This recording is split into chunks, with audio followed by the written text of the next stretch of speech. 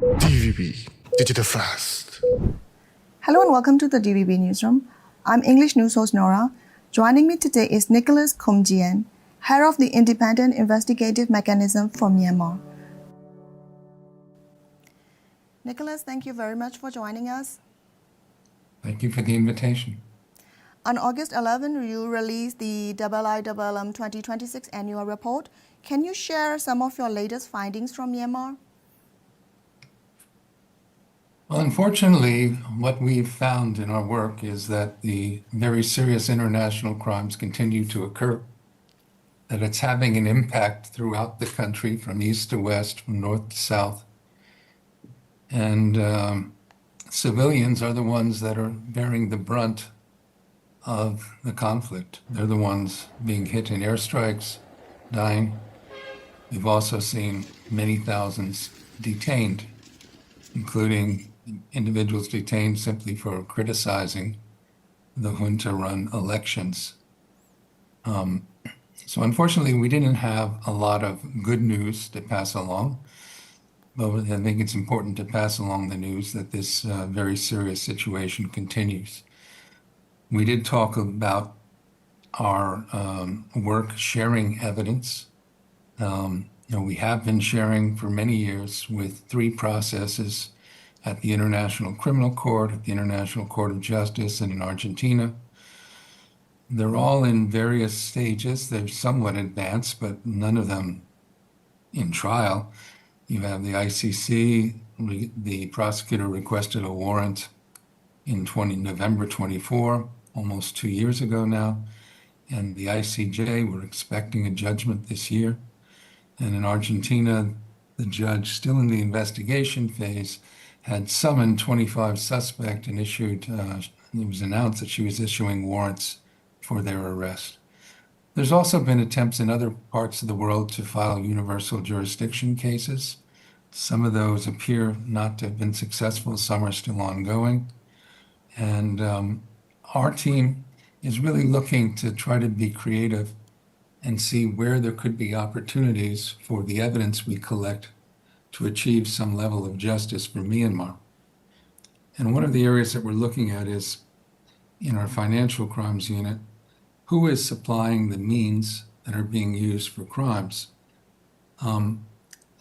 This could be a violation of international law. It's difficult to prove, but if you can prove that an individual or entity knows that they are facilitating the commission of very serious crimes, and it has a serious effect on the crimes, they could be held guilty for aiding and abetting those crimes, even if that was not their intent.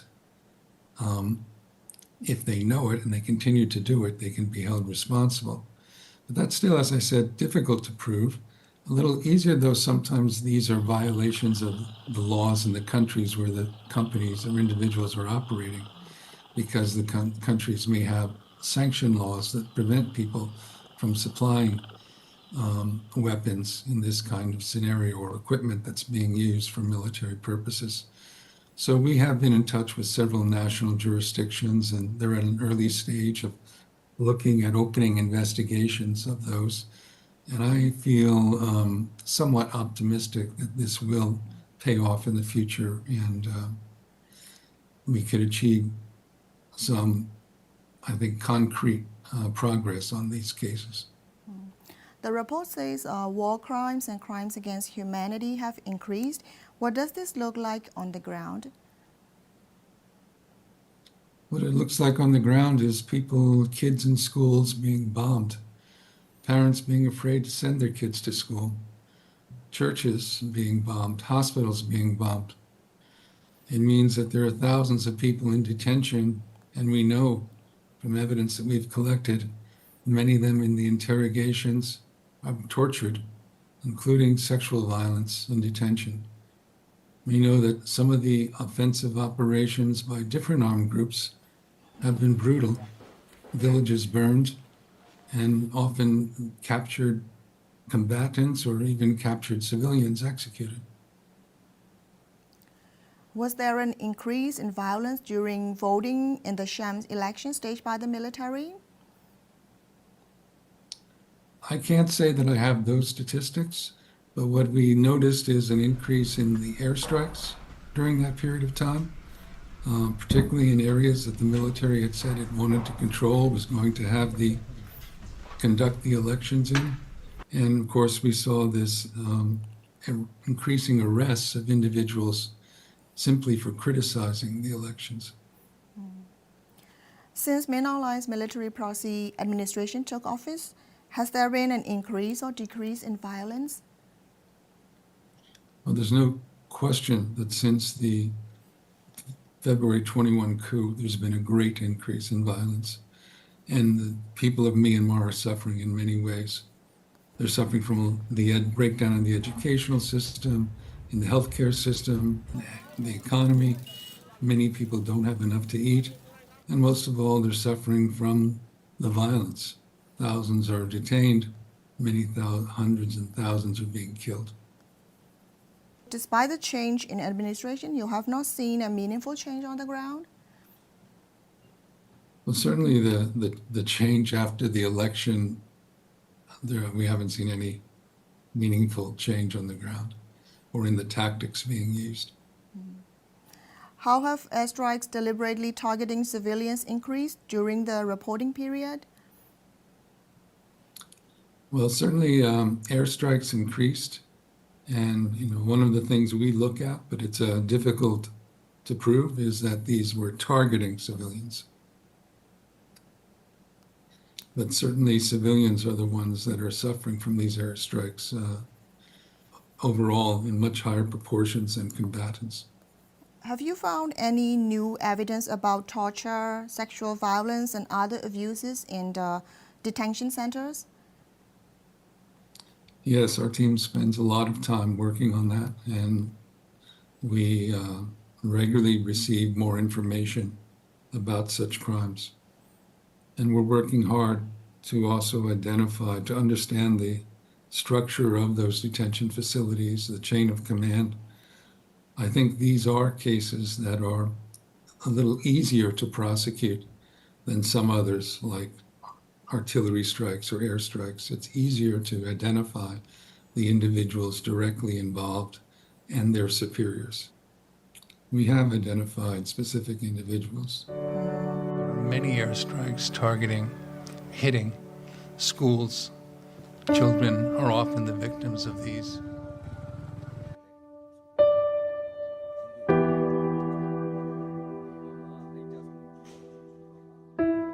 And also the crimes amounting to alleged genocide continue against the Rohingya in Rakhine State. Has anything changed for the Rohingya? Well, the situation certainly has evolved. I'm not sure in any good way. But the Rohingya, we now see that the Arakan Army controls most of Rakhine State. Most of the 3 northern townships where the Rohingya are from is controlled by the Arakan Army.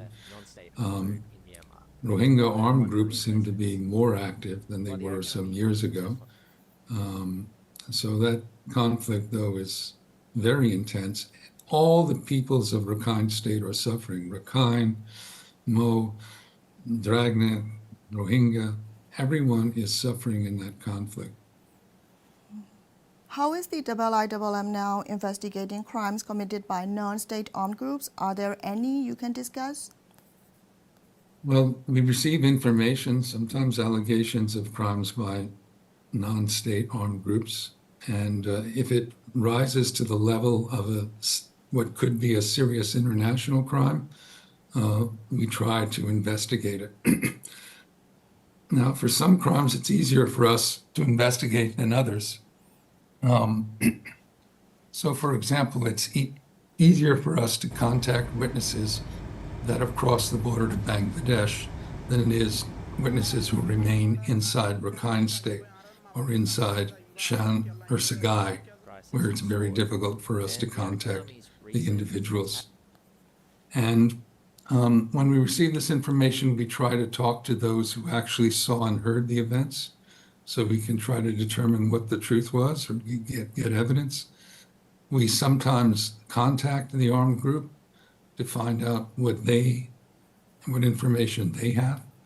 Sometimes we've learned that armed groups, and they have said publicly that they have already punished perpetrators of crimes, which is what they should do.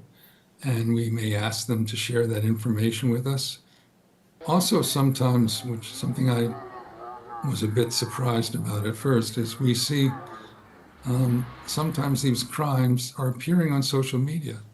It appears that the perpetrators themselves are proud of the crimes, the executions, the torture, and they put the video on social media. So we've collected that evidence and try to follow up on it to identify the persons responsible. The IIMM is sharing evidence with the International Criminal Court. Are we ever going to see arrest warrants issued? I think so. I mean, it's very possible that there already are arrest warrants issued. So the prosecutor announced in November 24 that he was seeking an arrest warrant for Min Aung Hlaing.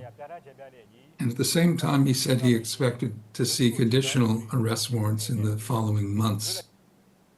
Now, since then, the ICC has been under a lot of pressure, and a lot has changed because of the Gaza investigation and the high-stakes pressure from powerful states.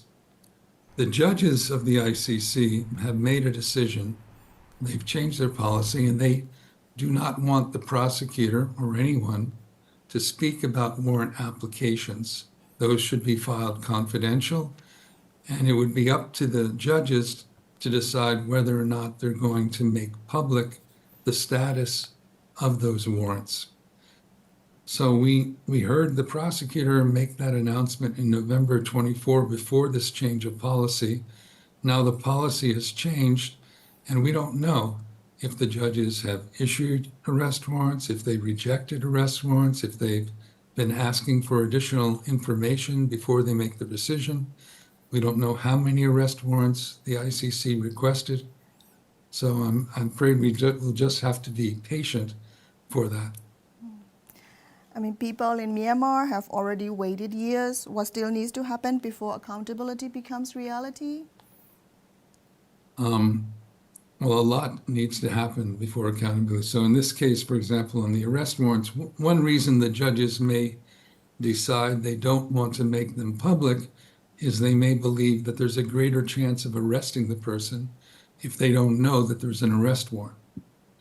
The person may travel to a country, maybe a state party of the ICC, that would follow the order of the court and arrest the person and then bring them to The Hague.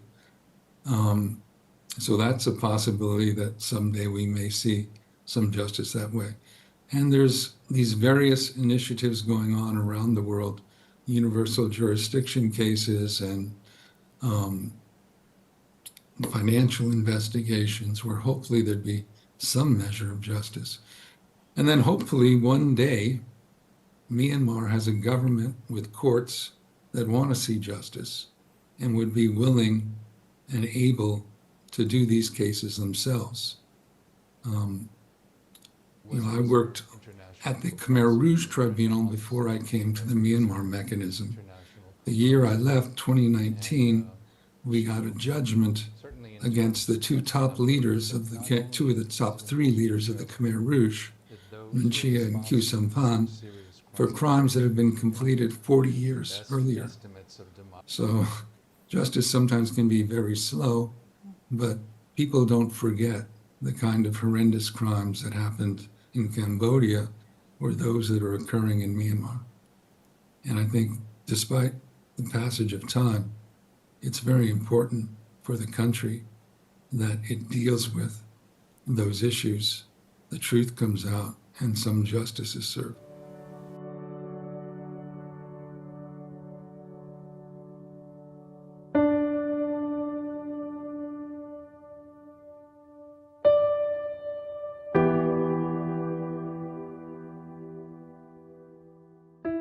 Since you are unable to access Myanmar to carry out your research and investigation, how are you able to continue the work of the mechanism? Well, certainly it makes the work much more challenging, much more difficult. We've seen in other international investigations around the world the courts that are the most successful are generally the ones with the greatest access, like when you had this court set up for Bosnia, for the former Yugoslavia, NATO was there, and the court's orders were enforced. And they were able to do a lot of trials, a lot of investigations and trials. In addition to orchestrating the logistics systems was discontinued. So we think the way we do our work is we do have contact with persons and organizations inside the country. We try to be very, very careful about how we do that because we know it's dangerous. And we only encourage people to try to contact us if they can do it safely. We also have contact with people in other countries around the world where they may be present and conduct interviews when possible with people all around the world. We also use other means besides witness testimony to gather evidence, everything from aerial photographs that can show where villages have been burned, for example, that can show where airstrikes have been carried out. We even have sometimes been able to take some material outside of Myanmar to be forensically examined by laboratories in Western countries. We find a lot of evidence on social media. That's very useful to us. So on the internet in general, there's a great deal of evidence. This is very different. I've worked in 6 other international courts, and it never was so important to be able to use the internet and open source research to gather evidence like it is now. The world has changed. So we're gathering that evidence. We have tens of thousands of videos that we've collected from various sources. So even Rohingya in the clearance operations, their villages were being burned down, and many of them took out their phones and recorded the video of the village being burnt. So we now have developed software and a capability to actually search through videos for specific images that we believe is going to be very helpful to our investigations. So we're trying to evolve, use the modern technology as technology continues to evolve, and do the best despite the lack of access that we have. Is there anything else you would like to share with the people of Myanmar? How can they reach you if they like to share information? Yes. I'll give you in a second our signal number and our proton mail address. Our signal number, you should, of course, use Signal to contact us and then erase the message to be safe. And for the proton mail, it has to be, you have to use a proton mail account, which is free to set up in order to contact us. So for Signal, the phone number is +41 76 691 1208. For proton mail, you email us at contact@myanmar-mechanism.org. So you have to send that from a proton mail account for it to be encrypted and secure. And again, we'd encourage you to, after you send the message, to delete it so that it can't be found on any device. But I think the people of Myanmar, those that have information and can share it with us, it'd be very useful. We put your security first. We would only share it with anyone else if you consent. So we ask witnesses, for example, do they consent to sharing their statement with the ICC? Well, what about the ICJ? Some of them might say, I'll share with the ICC, but I don't want ICJ, which is the generals, having access to it. And we would respect their decision.